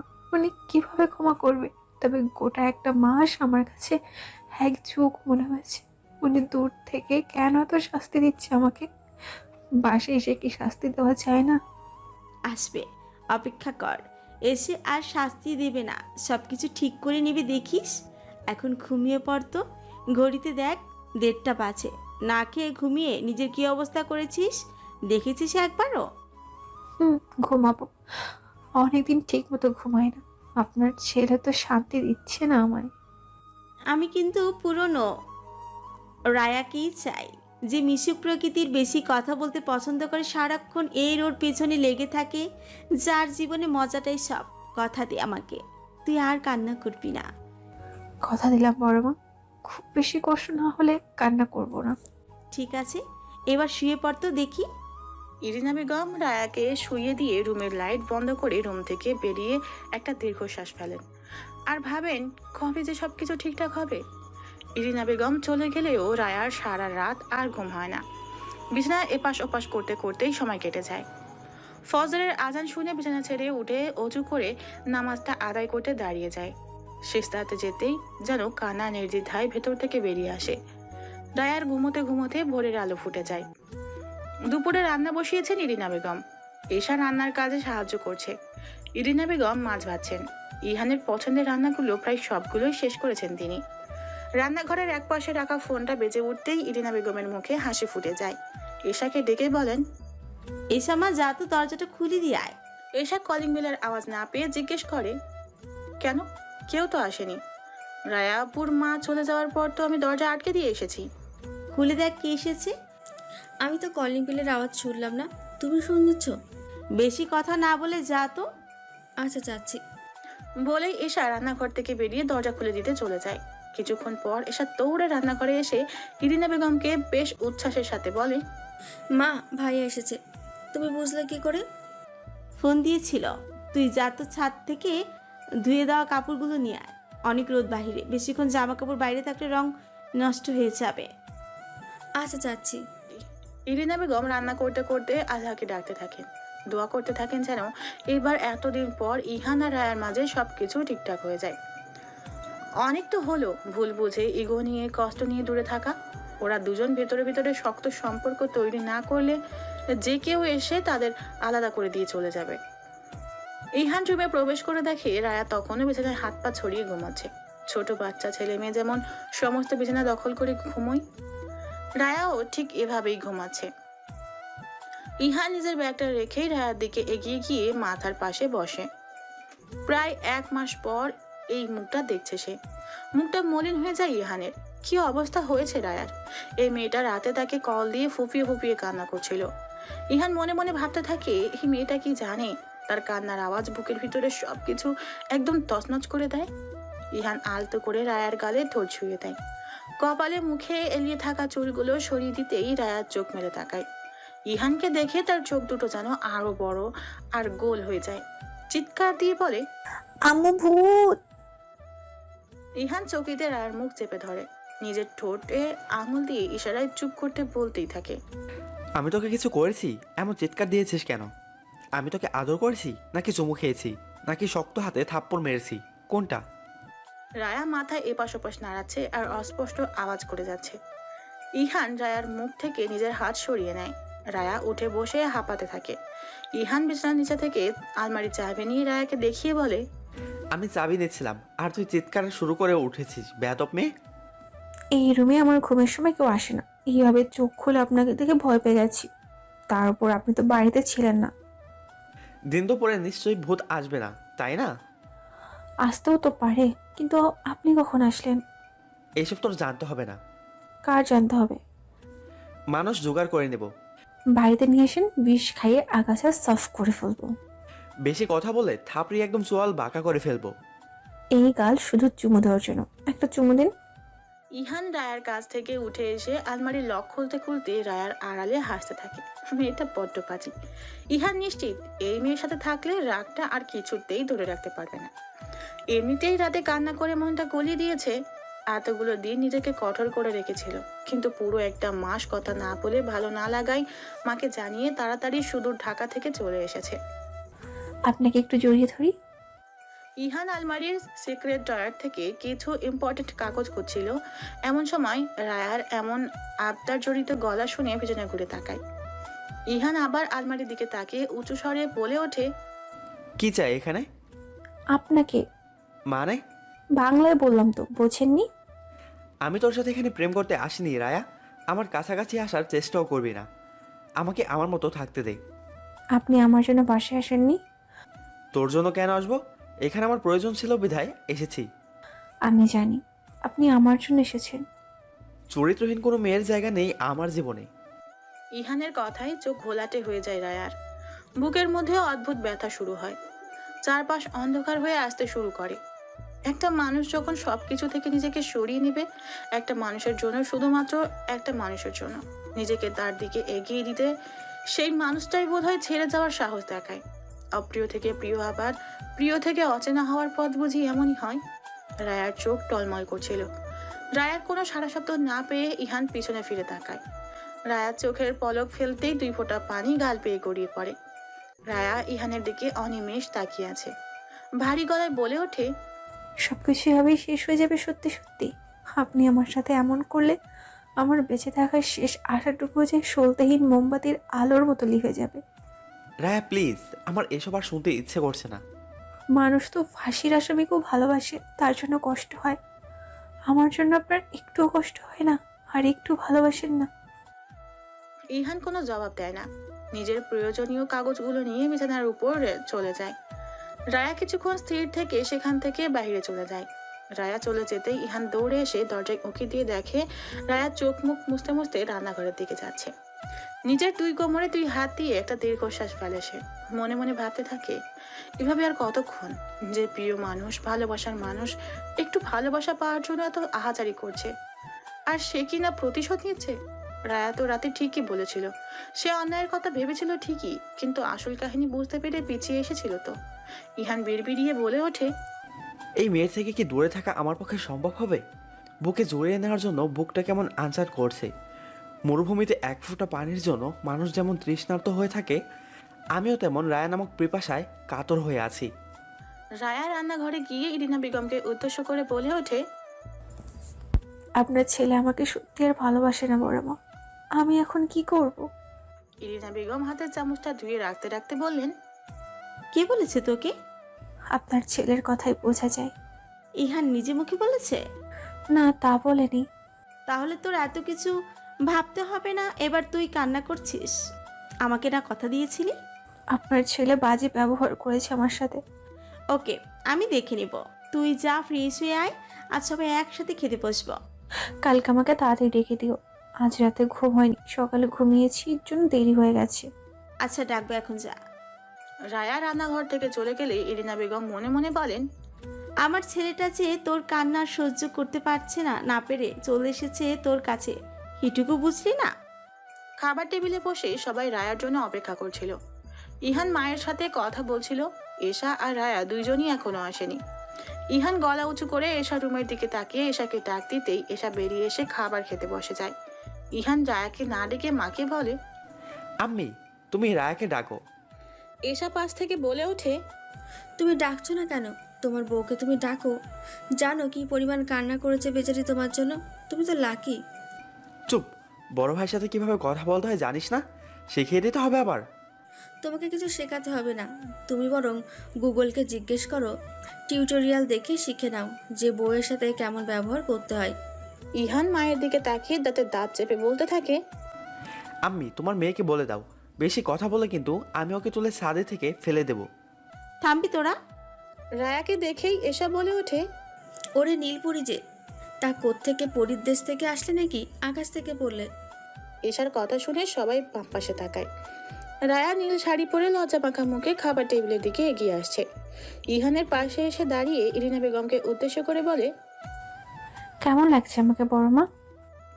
ইরিনা বেগম মুখে হাসি ফুটিয়ে বলেন, খুব সুন্দর লাগছে, তাই না রে ইহান? শর্ট হেয়ারে শাড়িতে কি সুন্দর মানিয়েছে তোকে, কারো নজর না লাগুক। রায়া ইহানের দিকে তাকিয়ে আছে নিজের প্রশংসা শুনতে। পৃথিবীর সব নারীর অধিকার আছে শাড়ি পরলেই ব্যক্তিগত মানুষের কাছ থেকে প্রশংসা পাওয়ার। পৃথিবীর সব পুরুষের উচিত নারী শাড়ি পরলে পরিমাণগতভাবে বেশি বেশি ভালোবাসা, অন্যায় করলে ক্ষমা করে দেওয়া। রায়ার অনেকক্ষণ তাকিয়ে থাকা দেখে ইহান বলে ওঠে, মা, মেয়েদের চুল একটু বড়ই ভালো লাগে, ছোট চুল ছেলেদের জন্য। আর হ্যাঁ, শাড়িতে একটু বেশি ভালো লাগছে। বাড়িতে যেসব টি শার্ট পরে থাকে ওসব দিয়ে তো তুমি রান্নাঘরে পাতিল ধরো। রায়ার আগে চোখে ইরিনা বেগমের দিকে তাকালে ইরিনা বেগম রায়াকে ইশারায় ইহানের পাশে বসতে বলেন। রায়া একটা বড় শ্বাস টেনে নিজেকে নিয়ন্ত্রণ করে ইহানের পাশে ধপ করে বসে পড়ে। সবাই খাওয়া শুরু করেছে। ইহান ভাতের এক লোকমা মুখে নিতেই নিজের পায়ে সুড়সুড়ি অনুভব করে।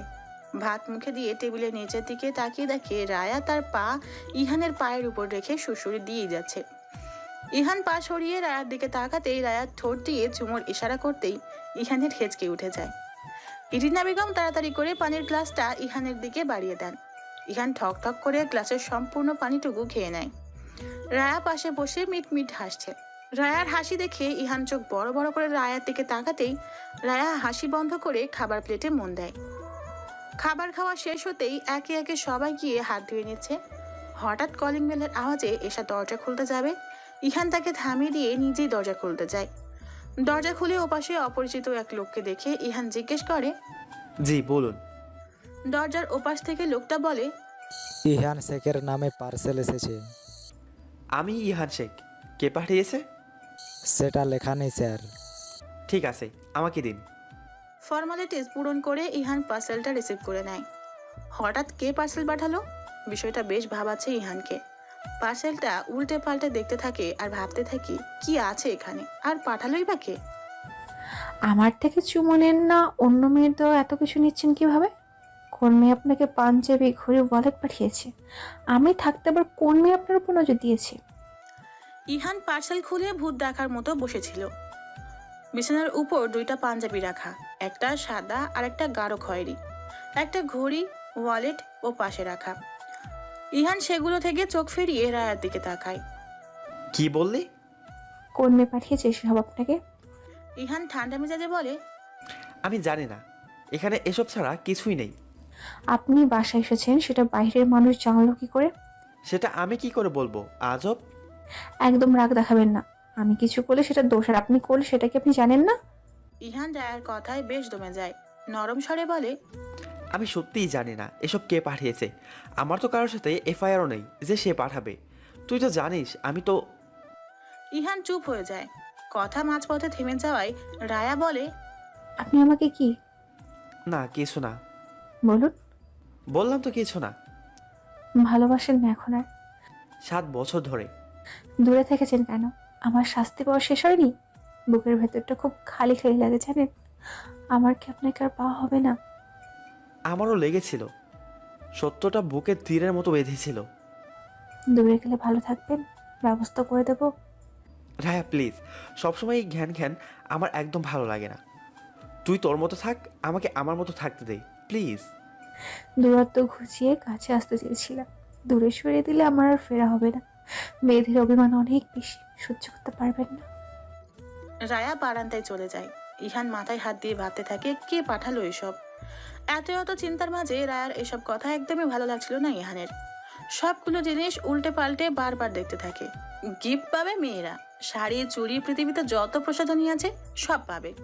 ছেলেরা কেন গিফট পাবে, তাও আবার সারপ্রাইজ গিফট? সারপ্রাইজ গিফট তো না, যেন টেনশনের বস্তা।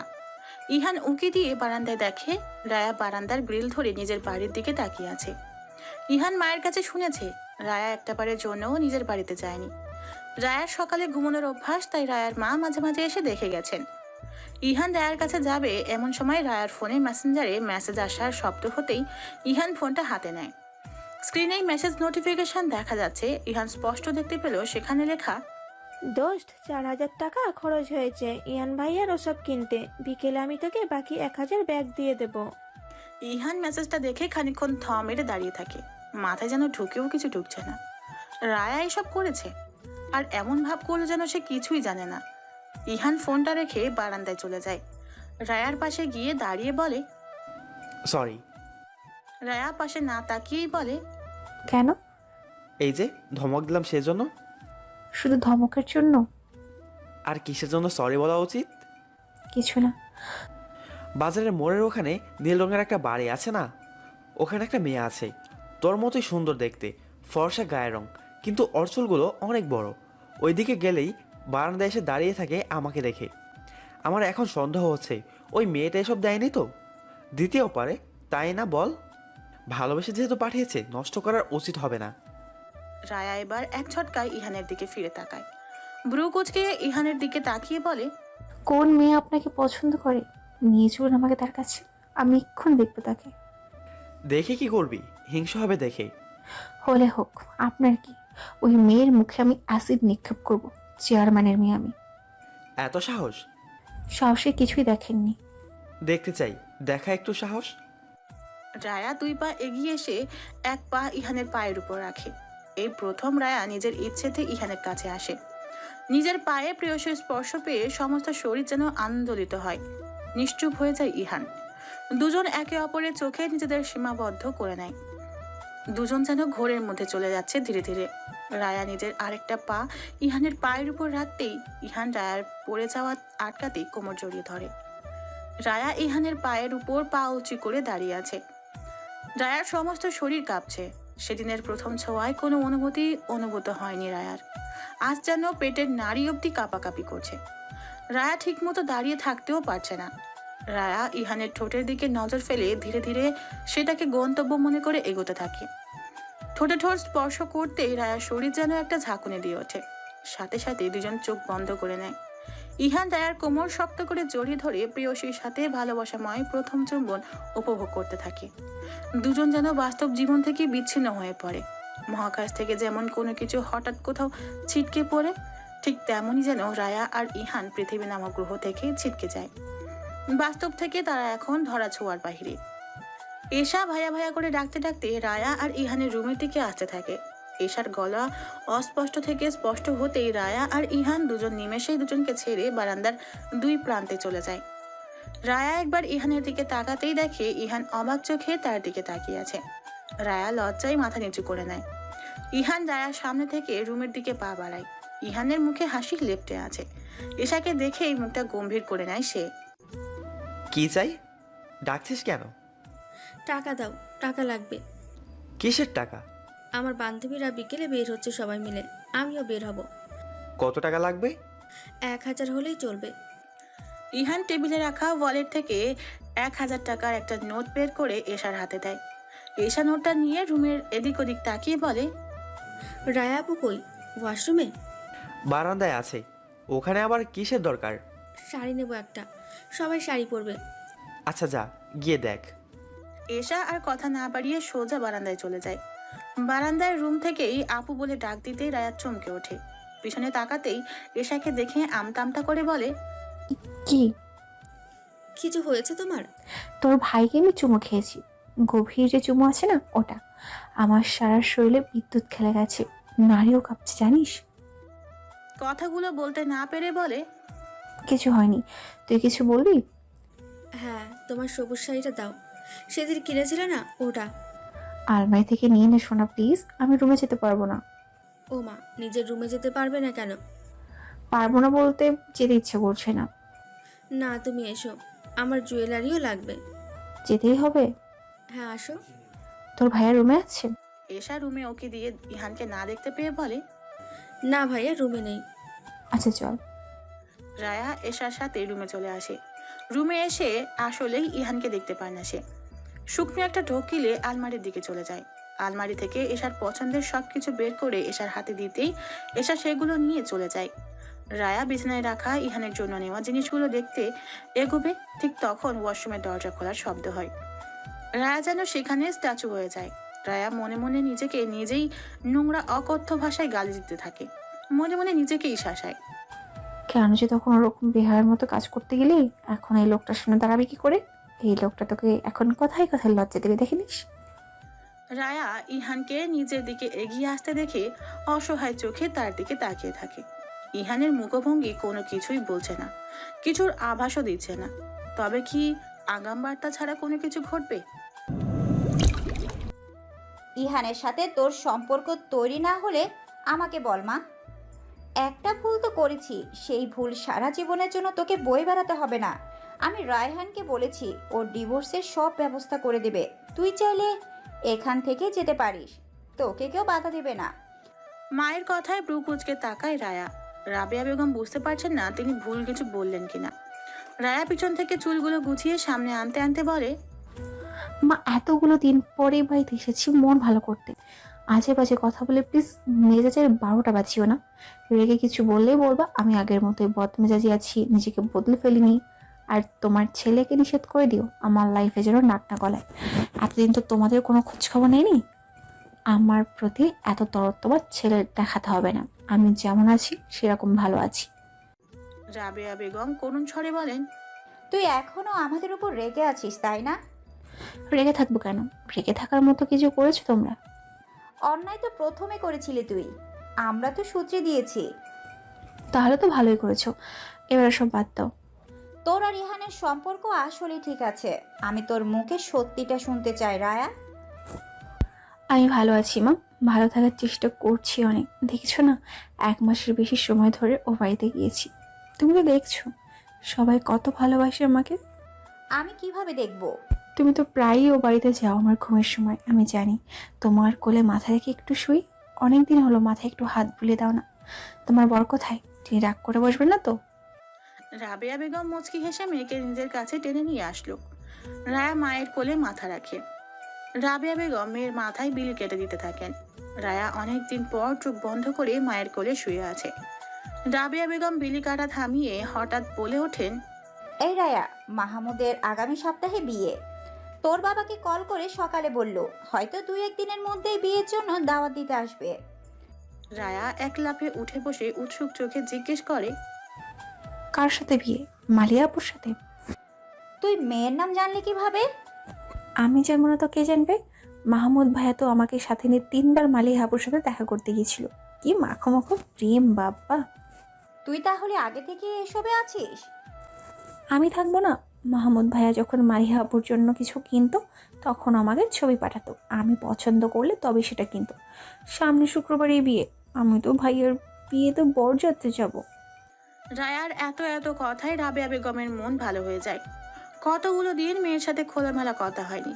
রায়া না থেমে কথা বলেই যাচ্ছে, আর রাবেয়া বেগম নিষ্পলক মেয়েকে দেখে যাচ্ছেন। মেয়েটা এতদিন রুমবন্দি হয়ে গুমড়ে গুমড়ে মরছিল। দুপুরবেলা খাওয়া দাওয়া করে সবাই ঘুমিয়েছে। রায়া ফোনে গরুর মাংস রান্নার রেসিপি দেখে সেটা রান্না করতে গিয়েছে। ইহাদের মা কথায় কথায় সেদিন বলেছিল পুরুষ মানুষের মন ভালো ভালো রান্না খাইয়ে বসে রাখা যায়। ইহান কোনো কাজে সকালে নাস্তা করে বেরিয়েছে, কিন্তু এখনো বাসায় এসে পৌঁছায়নি। সেদিনের ঘটনার পর থেকে রায়া নিজেই ইহানের কাছাকাছি আর থাকতে পারছে না। ভীষণ লজ্জা লাগছে তার। কি করে যে সেদিন ওরকম একটা ঘটনা ঘটিয়েছিল সেটা সে নিজেও জানে না। রায়া অধীর আগ্রহে অপেক্ষা করছে কখন রান্না শেষ হবে। ইহান আসার আগে রান্না শেষ হয়ে গেলে তাকে দিয়েই টেস্ট করানো যেত ভেবেই চুলার গতি বাড়িয়ে দেয়। কি করছিস রান্নাঘরে? হঠাৎ পুরুষালী কণ্ঠ শুনে চমকে ওঠে রায়া। সাথে সাথে পিছনে ফিরে দেখে ইহান দাঁড়িয়ে আছে। চোখ বন্ধ করে একটা জোরে শ্বাস ফেলে রায়া, আবার রান্নার দিকে ফিরে বলে, রান্না করছি। তুই রান্না পারিস? না পারলে রান্না করছি কিভাবে? আমি কি তাহলে ভুল জানি? হ্যাঁ, কি রান্না হচ্ছে? আপনি ফ্রেশ হয়ে টেবিল আসুন, তখন দেখতে পাবেন। এখন দেখলে কি সমস্যা? না, আমি দেখবো না। ইহান রায়ার কাছাকাছি এসে কোমরে চিমটি কাটতেই রায়া লাফিয়ে ওঠে। রায়া লাফিয়ে ওঠার সাথে সাথেই গরম কড়াইয়ে হাত লেগে যায়। রায়া ছিটকে পিছিয়ে আসতেই ইহানের সাথে ধাক্কা লেগে ইহানও টাল সামলাতে না পেরে পিছনে সরে যায়। রায়া হাত উঁচু করে হাতে ফু দিতে থাকে। ইহান সাথে সাথে রায়ার হাত ধরতে রায়া ইহানের দিকে তাকায়। ইহান খেয়াল করে রায়ার চোখ টলমল করছে। রায়ার হাত লাল বর্ণ ধারণ করতে শুরু করেছে। ইহান রায়ার চোখে চোখ রেখেই বলে, সরি রায়া, আমি বুঝতে পারিনি এমন কিছু হবে। আই এম সরি জান, খুব জ্বলছে। রায়া মাথা নাড়িয়ে বোঝায় তার হাত খুব চলাফেরা করছে।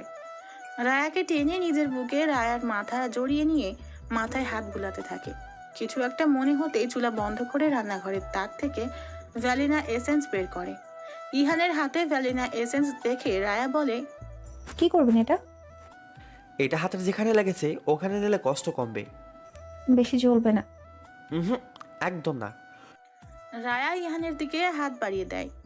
ইহান এক হাত দিয়ে রায়ার হাত ধরে অন্য হাত দিয়ে রায়ার হাতে এসেন্স লাগিয়ে দেয়। রায়াকে নিয়ে নিজেদের রুমে চলে যায়। রায়াকে বিছানায় বসিয়ে দিয়ে বলে, তুই এখানে একটু বসে থাক, আমি ফ্রেশ হয়ে আসছি। একদম আর রান্নাঘরে যাবে না। আমি রান্নাঘর থেকে ওটা খাবার টেবিল পর্যন্ত নিয়ে আসতে পারবো। ঠিক আছে, আমি কোথাও যাচ্ছি না। আচ্ছা, আমি আসছি। ইহান ওয়াশরুমে চলে গেলে রায়া পা তুলে খাটের উপর বসে বসে বসে ইহানের জন্য অপেক্ষা করতে থাকে। রায়া ফোনে একটা গান ছেড়ে দেয়। গান ছেড়ে চোখ বন্ধ করে খাটে হালান দিয়ে অপেক্ষার প্রহর গুনতে থাকে। ইহান কিছুক্ষণ পরই গোসল শেষ করে চুল মুছতে মুছতে ওয়াশরুম থেকে বের হয়। আয়নার সামনে এগিয়ে আসতে আসতে খেয়াল করে রায়া তাকে আর চোখে দেখছে। ইহান হেসে বলে, সুন্দর লাগছে। অ্যাঁ? আমাকে সুন্দর লাগছে না? আপনিই তো সুন্দর। তোর তো গর্ব করা উচিত। গোসল করে বের হয়েছি, গা ঠান্ডা, জড়িয়ে ধরবি? আসলে না থাক, চল খেতে বসি, খিদে পেয়েছে খুব। চলুন। রায়া বিছানা থেকে নেমে আসে। ইহানের আগে আগে রায়া রান্নাঘরে যেতে লাগলে ইহান ডেকে খাবার টেবিলের ওখানে গিয়ে বসতে পারে। রায়াও তাড়ামি না করে চেয়ারে গিয়ে বসে। ইহান গিয়ে মাংস বাটিতে বেড়ে খাবার টেবিলে রেখে নিজেও চেয়ারে বসে। প্লেটে খাবার বাড়তে বাড়তে বলে, দুপুরে খেয়েছিলি? হ্যাঁ, খেয়েছিলাম তো। এখন আবার আমার সাথে খাবি? কি খাবো? চুমু? এখনই খাবো? চুমু খাবি? আমার বউ এত রোমান্টিক কবে থেকে হলো? আপনার অতি ভালো মানুষের আমার সন্দেহ হচ্ছে। ভালো মানুষই কোথায় দেখালাম? এই যে এত ভালো করে কথা বলছেন, আমার কেমন যেন সন্দেহ হচ্ছে। ও আচ্ছা, আমার ভালো ব্যবহার আপনার ভালো লাগছে না? আমি এটা বললাম নাকি? বাদ দেন এসব, দিন খাইয়ে দিন। হ্যাঁ, এখন ভাত খেয়ে নে, পরে চুমু খেয়ে নিস। ইহানের কথাই রায়া লজ্জায় মাথা নিচু করে ফেলে। ইহান রায়ার কপালে একটা চুমু দিয়ে রায়াকে ভাত খাইয়ে দেয়। রায়া ভাত খেতে খেতেই বলে, আমার থেকে প্লিজ আপনি নিজেকে দৌড়ে সরিয়ে নেবেন না। আমি ছোট থেকে অনেক কিছু হারাতে হারাতে আপনার কাছে এসে ঠেকেছি, আপনি হারিয়ে যাবেন না প্লিজ। মাহমুদের বিয়ের দিন ঠিক করেছি শুক্রবারে। বিয়ে যেহেতু শুক্রবার আর আজ সোমবার, সেই হিসেবে আপনারা বুধবার বা বৃহস্পতিবারে চলে আসবেন। মাজিদ হোসেনের কথা শুনে হাতের কুশন বালিশ খামচে ধরে ঈশা। মাজিদ সাহেবের দিক থেকে চোখ অন্যদিকে সরিয়ে নেয় সে। না, এখানে আর বসে থাকা সম্ভব হচ্ছে না। এশার এই বিষয়গুলো নজর এড়ায় না রায়ার।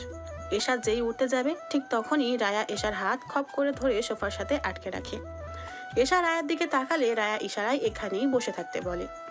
মাজিদ সাহেবের সামনে নাস্তা এগিয়ে দিতে দিতে ইরিনা বেগম বলেন, এখন কি সবার বাড়ি বাড়ি যে দাওয়াত দিবেন? এত এনার্জি কই পান ভাই?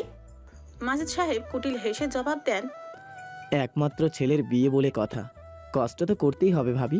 এসবের মাঝে আনন্দ কোথায় জানেন? যাদের সাথে বছরেও দেখা হয় না তাদের সাথে দেখা হবে। এই যে আপনার কথাই ভাবেন, আপনাদের বাড়িতে শেষ কবে আসছিলাম বলেন তো? মনে করতে পারবেন না।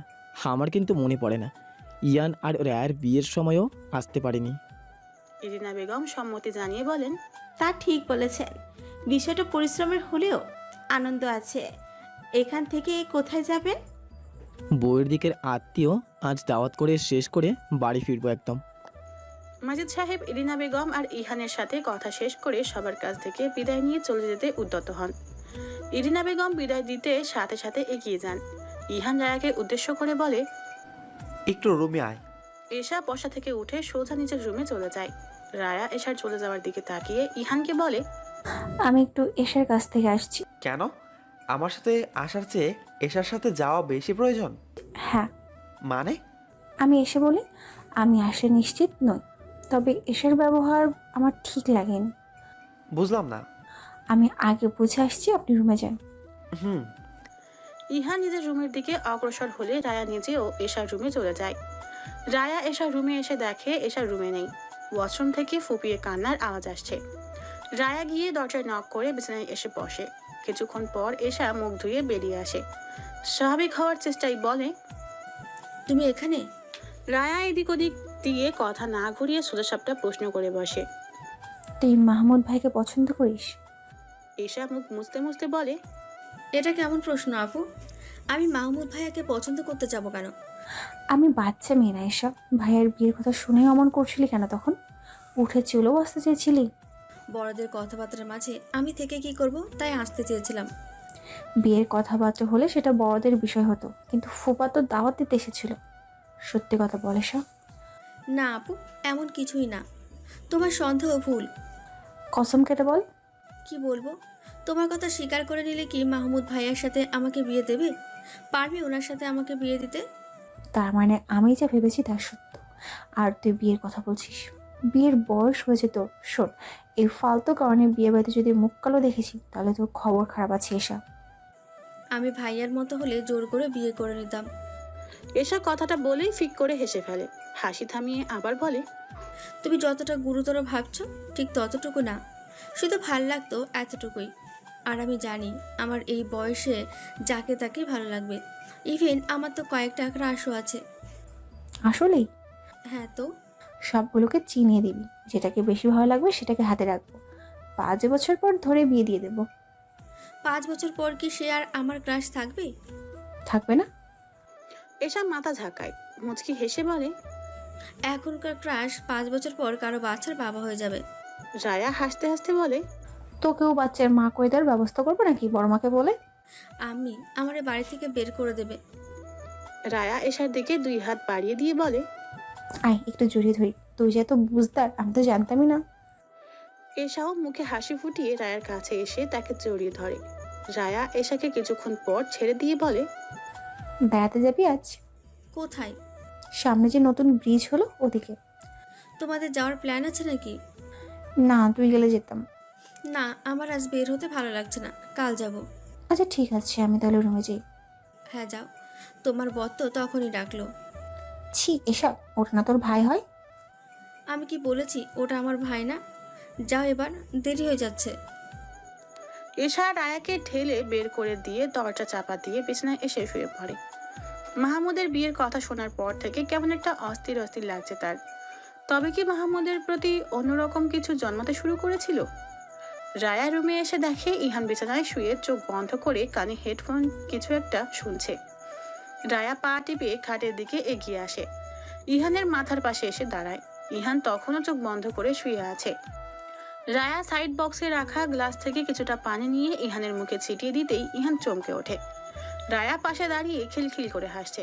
ইহান উঠে বসে পড়ে, হেডফোনটা খুলে বিছানার ওপর রেখেই বলে, কি হলো এসব? গোসল করার শখ হয়েছে? রায়া হাসতে হাসতে বলে, আমার কেন গোসল করার শখ হবে?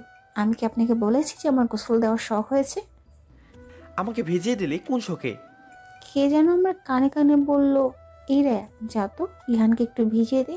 ইহান বিকেলবেলা কেন ঘুমাবে? এটাই বলেছে? হ্যাঁ, আমি এমনি এমনি কেন ভিজিয়ে দেবো আপনাকে? আচ্ছা। কি আচ্ছা?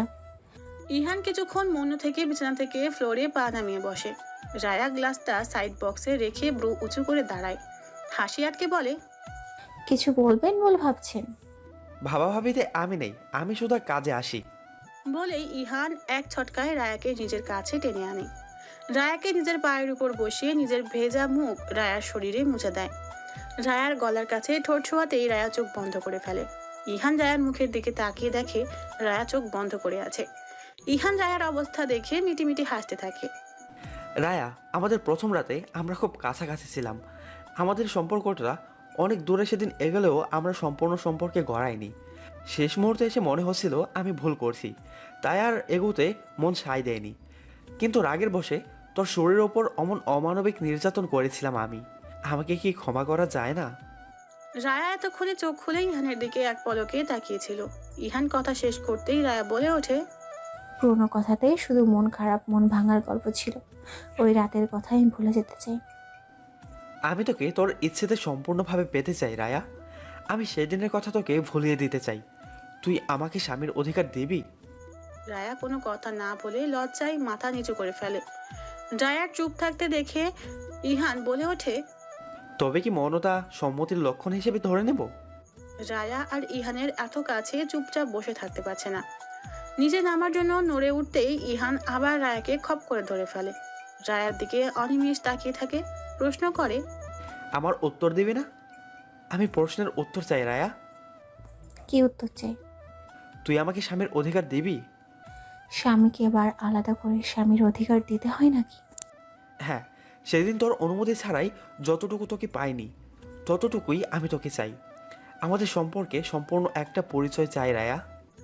রায়া এবার আর কোনোভাবেই ইহানের কাছে থাকতে না পেরে জোর করে নিচে নেমে সেখান থেকে দৌড়ে বেরিয়ে আসে। রায়ার অবস্থা দেখে ইহান সেখানেই বসে হাসতে থাকে। বাসায় ফিরে কথা বলবো। ডেট করতে এসেছি। ডেটে এসে বাইরের কারোর সাথে কথা বলা অন্যায়। বউয়ের মুখে এমন কথা শুনে ইহান চেয়ারে বসা থেকে সোজা দাঁড়িয়ে যায়। তড়িৎ গতিতে একটাই শব্দ মুখ থেকে বেরিয়ে আসে, আর সেটা হচ্ছে ডেট? রায়া বেশ সিরিয়াস ভাবে বলে, হ্যাঁ, ডেট এসেছি। আপনি বাসায় ফিরলে কথা বলবো। কার সাথে বাইরে গিয়েছিস? এত হেয়ালি কেন করছিস? ইহানের কথায় সবাই শব্দ করে হেসে ফেলে। আশেপাশে মেয়েলি হাসির শব্দ পেয়ে ইহান বলে, এসেকে নিয়ে বের হয়েছিস? শুধু এসে না, বড় মা আর আম্মু আছে। সেটা আমাকে বললেই হলো। শুধু শুধু কি ভেবেছেন আবার অন্য ছেলে জোগাড় করবো? তোর ওপর ভরসা আছে আমার। তুই শুধুই আমার। আর আপনি? আমি সব মেয়ের। রায়া এদিক ওদিক তাকিয়ে বলে, বাড়ি আসেন আগে। রায়া কল কেটে সবার সাথে আড্ডায় মন দেয়। ইহান সকালে বাড়ি থেকে বের হওয়ার পর দুপুরে আর খেতেও বাড়ি ফিরছে না দেখে রায়া ইহানকে কল করেছিল। ইহান তখন জানিয়ে দেয় সে কাজে ব্যস্ত আছে। ঢাকা যখন 1 মাসের জন্য ছিল তখন সে বন্ধুর সাথে পরামর্শ করে নতুন একটা বিজনেস শুরু করেছে। সেটার পিছনেই এখন সময় দিতে হচ্ছে। দিনের বেশিরভাগ সময়ই এখন সেই কাজের পিছনে দিতে হয়। ইহানের সাথে বের হওয়ার কথা ভাবলেও ইহানের ব্যস্ততার জন্য সে কিছু বলতে পারেনি। বিকেল হলেই মা, শাশুড়ি আর ননদকে নিয়ে ঘুরতে বেরিয়েছে। 4 জন মিলে খাওয়া দাওয়া করে ঘোরাঘুরি করতে থাকে। 4 জন মিলে এখানে ওখানে ঘুরতে ঘুরতে কারো খেয়াল নেই যে রাত 10টা বেজে গিয়েছে। ইরিনা বেগমের ফোনে কল আসতে তিনি ব্যাগ থেকে ফোনটা বের করে দেখেন ঘড়িতে 10টা 10 বেজে গিয়েছে। ইহানের কল দেখে তিনি তাড়াতাড়ি করে রিসিভ করেন। হ্যাঁ রে বাবা, বল। তোমাদের ডেটিং শেষ হয়নি? বাসায় কখন আসবে? আমার খিদে পেয়েছে। সময় খেয়াল ছিল না রে, এখনই ফিরছি। ফ্রিজে খাবার আছে, গরম করে খেয়ে নে। আমার মাথা ধরছে প্রচণ্ড। আমি খেয়ে ঘুমিয়ে পড়লাম তাহলে।